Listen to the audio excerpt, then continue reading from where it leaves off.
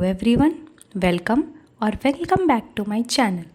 आज की वीडियो उन सभी स्टूडेंट्स के लिए इम्पॉर्टेंट होने वाली है जो नर्सिंग एंट्रेंस एग्ज़ाम देने के लिए सोच रहे हैं और उन्हें नहीं पता कहाँ से कैसे शुरू करें, कौन सा एग्ज़ाम देना है, क्या पैटर्न होगा एग्ज़ाम का, एक्सेट्रा एक्सेट्रा। जो भी एस्पिरेंट्स 2026 में बीएससी नर्सिंग में एडमिशन लेना चाहते हैं उन सबको यूपी गवर्नमेंट के सभी गवर्नमेंट कॉलेजेस और जितने भी प्राइवेट कॉलेजेस हैं उनमें बीएससी नर्सिंग में एडमिशन देने के लिए एक एंट्रेंस एग्ज़ाम देना पड़ता है जिसका नाम है UP CNET, that is UP common nursing entrance test. इस टेस्ट को कंडक्ट कराती है जो रेगुलेटिंग बॉडी, उसका नाम है ABVMU, that is Atal Bihari Vajpayee medical university. जो भी सारे कॉलेजेस ABVMU से एफिलेटेड हैं और SGPGI Lucknow, KGMU, RML, Saifai, LLRM Meerut, इन सभी कॉलेजेस और यूपी के जितने भी प्राइवेट कॉलेजेस हैं उन सब में बीएससी नर्सिंग में एडमिशन ले सकते हैं आप ये नर्सिंग एंट्रेंस एग्ज़ाम क्लियर करके। इस सीनेट एग्ज़ाम को कंडक्ट कराने की गवर्निंग बॉडी का नाम है ABVMU। आप इसकी साइट पर जाकर, जो कि है www.abvmu.up.edu.in, इस एग्ज़ाम की सारी इन्फॉर्मेशन, सारी अपडेट्स पता कर सकते हैं। यूपी गवर्नमेंट की सभी सीट्स जो भी बीएससी नर्सिंग की एडमिशन कराती हैं इसी नर्सिंग एंट्रेंस एग्ज़ाम से होते हैं, एक्सेप्ट जो भी सेंट्रल यूनिवर्सिटीज़ हैं जैसे कि BHU, AMU एक्सेट्रा, इन सब के लिए आपको नीट का एग्ज़ाम देना होता है, उसके थ्रू इसमें एडमिशन देना होता है। अब हम आपको कुछ जनरल इन्फॉर्मेशन के बारे में बताएंगे।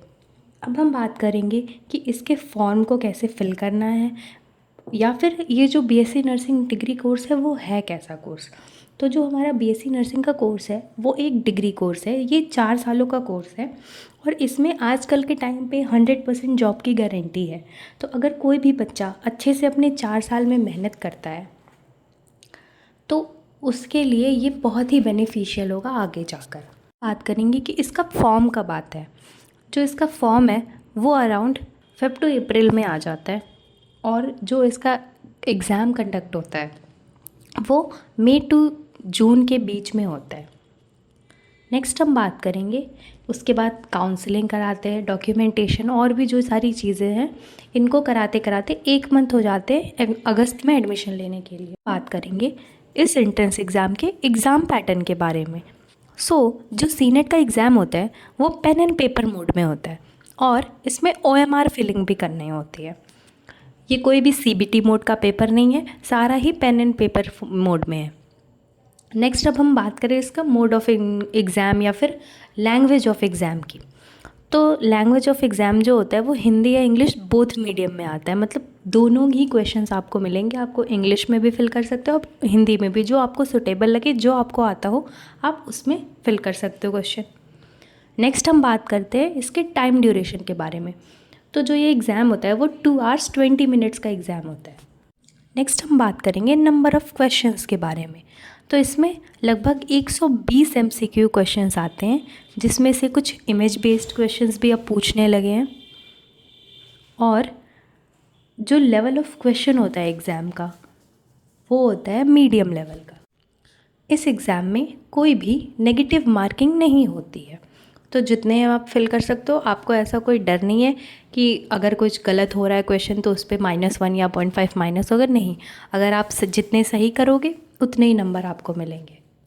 एक सही पे 1 नंबर होता है इस पर। अब हम बात करेंगे कि इसमें कौन कौन से सब्जेक्ट्स पूछते हैं।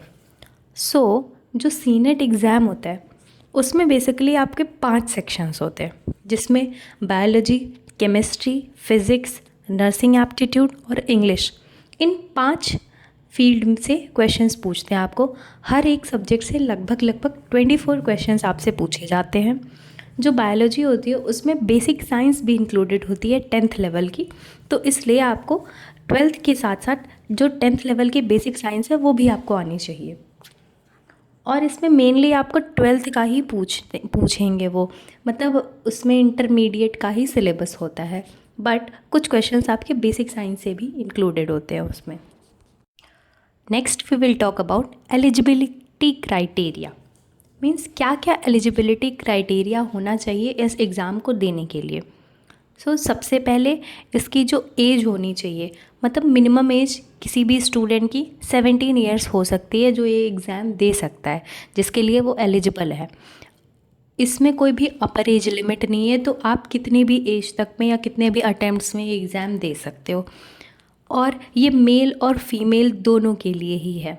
बस इसमें रेशियो जो होता है वो लड़कियों का लड़कों के कंपैरिजन में ज़्यादा होता है सीट्स का, लाइक 80-20 रेशियो होता है। 80 गर्ल्स का रेशियो है और 20% बॉयज़ का रेशियो है सीट्स के लिए। अब क्या क्या क्वालिफ़िकेशन हो सकते हैं जो इस एग्ज़ाम को देने के लिए एलिजिबल होगा बच्चा। सो जो भी स्टूडेंट्स 12th पास कर चुके हैं 2026 में, या फिर जो अपियरिंग में हैं 2026 में बोर्ड्स देंगे, तो वो इसके लिए एलिजिबल हैं। या फिर जिसने भी 12th का पेपर दिया है 2000, या फिर जिसने भी 2025 में 12th का पेपर दिया था, या जिसने भी 2025 में सीनेट का एग्ज़ाम दिया था और उनका क्लियर नहीं हुआ, तो वो दोबारा से इसे दे सकते हैं। या फिर जिसने कुछ साल पहले ही 12th का एग्ज़ाम दे चुके हैं और अभी तक क्लियर नहीं हुआ, वो पास मतलब ये एग्ज़ाम देने के लिए एलिजिबल हैं। अगर कोई NIOS से स्टडी कर रहा है तो वो भी, अगर उससे भी 12th पास कर चुका है, तो वो भी एलिजिबल है ये एग्ज़ाम देने के लिए।